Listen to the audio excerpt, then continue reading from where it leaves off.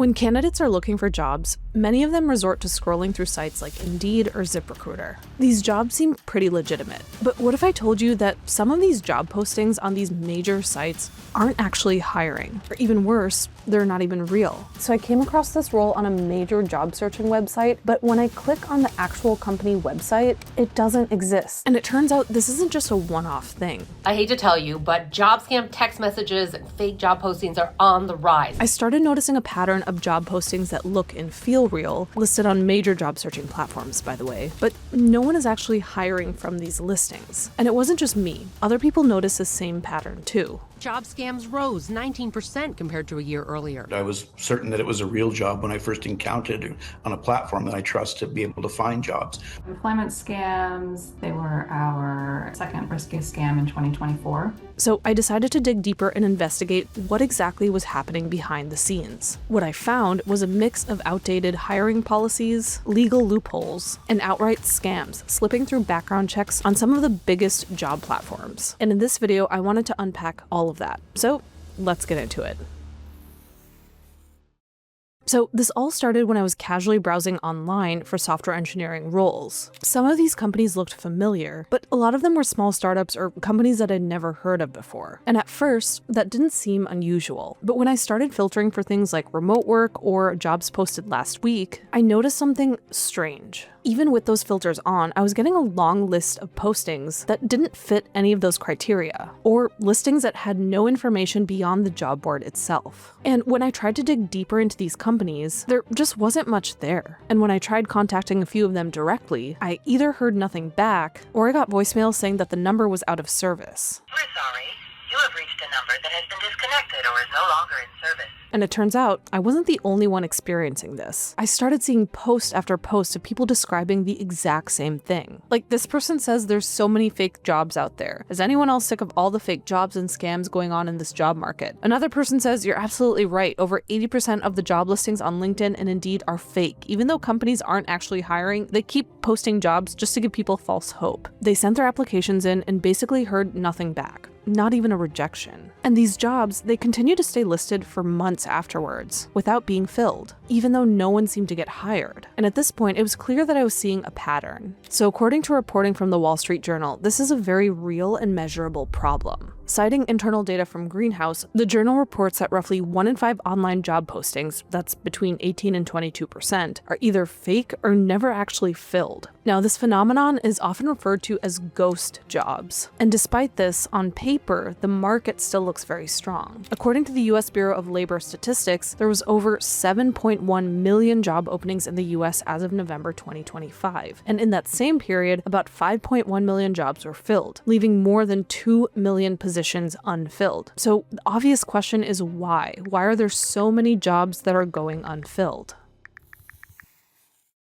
So part of the answer has less to do with hiring and more about how the economy is perceived. Job openings are one of the most closely watched indicators of economic health. Policymakers and the public use these numbers to answer a really simple question. Is the economy still growing, or is it slowing down? A high number of job openings signals confidence, even if those jobs never actually result in hires. So for example, Fast Company reports that companies may keep roles listed even during hiring freezes, because removing them can raise uncomfortable questions from investors, from employees, and from the market. A disappearing job page can quietly communicate that a company isn't doing well, even if leadership isn't really ready to say that out loud in public. Forbes also takes this a step further. They noted that ghost jobs can artificially inflate the perceived strength of both individual companies and the broader labor market. So when these listings remain live, it creates the impression that all these opportunities still exist at scale, even when all these hiring budgets have been tightened and those opportunities don't even exist in real life. Now, this isn't the only reason. It also has to do with public policy. Many companies are required, either by internal policy or corporate governance rules, to post roles publicly even if they have a strong internal candidate in mind. Things like promotions or team transfers, they often trigger a formal job posting, even though the outcome is pretty much already decided. And I actually saw this happen firsthand when I was working at places like Microsoft and Target. I remember getting emails every single week for new job openings within the company. So they would basically fast track you to have an interview, and a lot of times they would only hire internally. Basically, they would switch team members to different teams. The problem is, to an external job seeker, there's no visible difference between a role that's genuinely open or one that just exists to satisfy policy. The posting looks real to the naked eye, but in reality, it's just a formality. This creates a tough situation where it appears that companies are actively hiring, but they never really intend to seriously evaluate external candidates for the role. And that's a major problem that we're dealing with right now. But there's more.